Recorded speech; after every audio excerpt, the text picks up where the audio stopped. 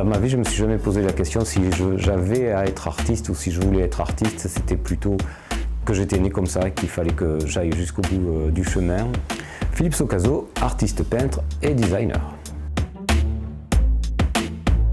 Très tôt dans ma jeunesse, j'étais pas tout le temps très heureux parce que j'étais en pension, parce que c'était difficile familialement. Donc je me suis créé un univers qui lui me rassurait et je me disais là c'est mieux, cet endroit je me sens bien. Je me sentais tellement bien que j'ai eu besoin de créer des formes et d'aller de plus en plus profond dans cet univers pour l'explorer à la façon de Christophe Colomb ou d'autres conquistadors.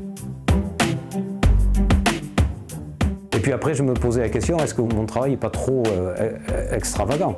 Et je suis parti en Inde avec mon pressbook. Et l'accueil que m'ont fait les gens dans le sud de l'Inde en me disant « Oh, tu ne veux pas peindre dans notre temple ?» J'ai dit « Waouh, mais vous aimez, vous comprenez? Ah oh, complètement !» Et là, je me suis dit « Bon, mais ça va, j'ai quand même une forme de langage universel qui est adéquate. J'ai juste qu'à le développer et à le promouvoir. »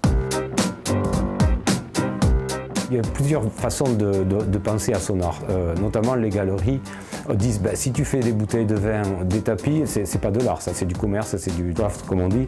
Mais moi je pense aussi à des gens comme Keith Haring ou Andy Warhol, c'est pas la peine d'être mort pour décliner ces objets dans d'autres produits. Et l'art reste toujours l'art, à partir du moment où ça inspire et que ça élève. Il n'y a pas de problème de le faire sur des boîtes de pâtes ou des voitures, parce que c'est quand même le même graphisme et la signature qui restent.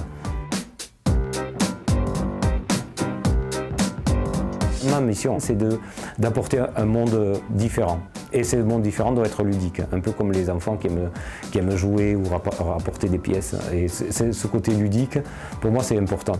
On voit tellement de choses sur notre planète que c'est quelque chose qui nous ramène à nous-mêmes et qui nous fait prendre conscience de l'imagination et de son pouvoir de l'imagination. Et on en a besoin de beaucoup ces temps-ci.